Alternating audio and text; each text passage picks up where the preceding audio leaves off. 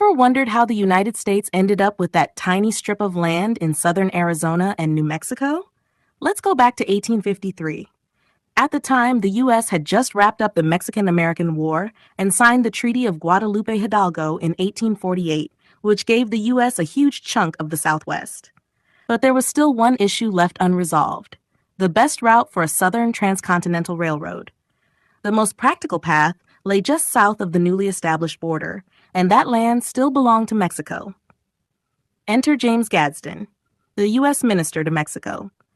President Franklin Pierce sent him to negotiate a deal with Mexico's president, Antonio Lopez de Santa Anna, to purchase the land needed for the railway and settle remaining border disputes once and for all.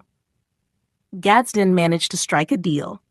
For $10 million, the United States would acquire nearly 30,000 square miles of land.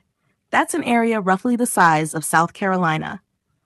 This region now makes up the southern parts of Arizona and New Mexico.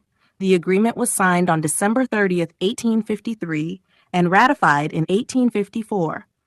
Though it may seem like a small piece of land compared to earlier purchases like the Louisiana Territory, the Gadsden Purchase was strategically vital.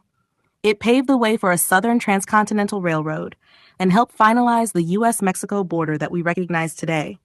But while the U.S. gained key territory, Mexico faced internal outrage. Many Mexicans were furious with Santa Anna, accusing him of selling off national land during a time of weakness just to raise money. It ended up contributing to his downfall. Still, the deal held.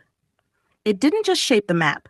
It also added fuel to the fire between North and South over the expansion of slavery, bringing the U.S. one step closer to the Civil War. So the next time you look at a map and see that little curve in the southern border of Arizona, remember, it's not just a random line. It's the result of diplomacy, ambition, controversy, and a $10 million check. That's the Gadsden Purchase, a small deal with a big impact.